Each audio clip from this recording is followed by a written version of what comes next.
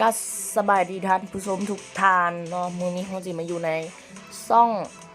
ลุดเนาะลุดสายลาวสาวอินเดียเนาะมื้อนี้เราจะมาสมบทบาทเป็นซีจิจี้คนดังของประเทศไทยเนาะประเทศเพื่อนบ้านของเรานี่เองแต่ว่าเราจะเป็นมาสวมบทบาทเป็นซีจิจี้ลาวเพราะว่าข่อยอยากดัง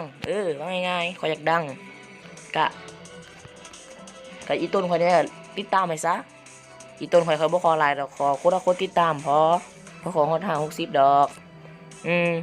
เดี๋ยวขอเอาสุดนี้แหละเดี๋ยวขอไปเปลี่ยนปืนก่อนปืนข่อยรู้สึกว่าห่วยแตกโพดอยู่ใส่เนาะลูกซองไฟเหลือ5มือโอ้บ่อีต้นข่อยนี่บ่เดี๋ยวนี่อีเคมาตะฟักเกอร์เดี๋ยวไปกันเลยไปลงแรงเนาะเฮากะได้เข้ามาในเกมแล้วเนาะเกมกาดิน่าฟรีไฟเนาะจักเฮาสิลงใส่หยังบ่ฮู้เลยนี่กลับมาแบบสไตล์กวนตีนหน่อยนึงแต่กับบ่ยังบ่ฮู้เนาะว่าสิได้ที่1หรือบ่โดดพีกเนาะเฮาสิโดดพีกเลยเพราะว่าพีกเป็นเมืองเลือดของเฮาเพราะว่าเฮาเป็น CGG ก็เก็บแข่งมาตะฟักก็ครับทุกคนก็ประมาณตื้อปลายก็ตื้อปลายครับเนาะลงมาจับปืนเนาะจับปืนได้มีไผบอเห็นแวบบอนนี่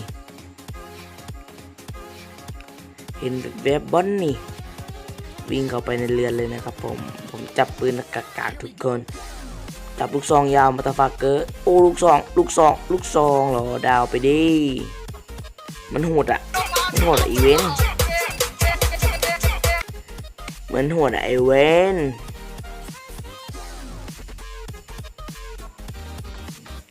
เก็บปืนไปก่อนนะครับ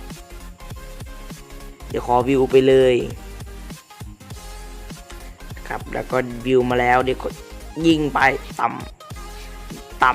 ำตายไปเลยเกตเคมตาฟาเกอร์เก็บของก่อนแป๊บนึงเก็บของก่อนCGGแล้วนี่ก็โหดพอสมควรเนาะกับวิวมาอีกแล้วเนาะเพราะว่าเฮามันเสียเวลาของทานผู้ชมเนาะเฮาก็ต้องได้วิวไปตลอดเฮาก็ได้ขี่ Lamborghini หรือ Ford Mustang ของ CGG นั่นเองนะครับ Ford Mustang CGG เปิดประทุนได้จับกระบอกวิ่งขึ้นไปนะครับวิ่งไปเอาลูกปืนวิ่งขึ้นไปลูกปืนนะครับอะไรดาดหูมาลูกหนึ่งยิงไปมันยิงไม่โดนมาตาฟาเกอร์นะครับมันจะยิงหัวเราหรือเปล่าลำนาง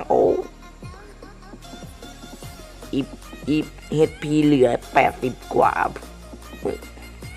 บางอย่างนี้เฮดพีค่อยเหลือน้อยเดียวเนาะเลือดค่อยเหลือน้อยเดียวเนาะแลนมาลูกปืนเนาะเซตคักบัดเนี่ยสิไหวมันบอCGGแล้วสิไหวมันบอยังโบแน่ใจเนาะ2โตโอ้ยมันลุมเลยจังหวะเนี่ยสิจังไดเนาะอุกอังสระนังกัจฉามิอุกอังมันตุยไว้วิ่งเอาลูกปืนบ่หรือเอาเลือดคนเหลือ7%โอ้เหลือ30%เพื่อนมันอีกคนนึงวิ่งมาแลนมาซุบแล้วลินบักดีกับมันจังหวะนี้ลินบักดี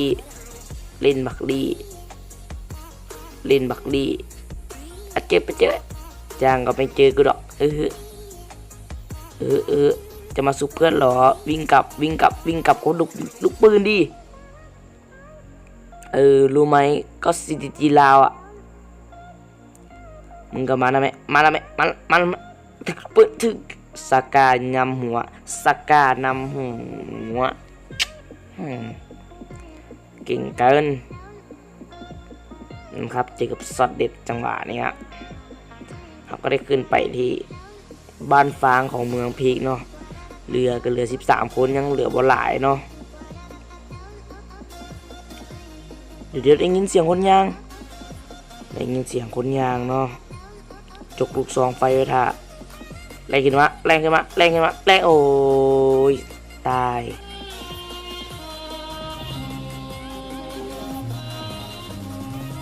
ไอ้สัตว์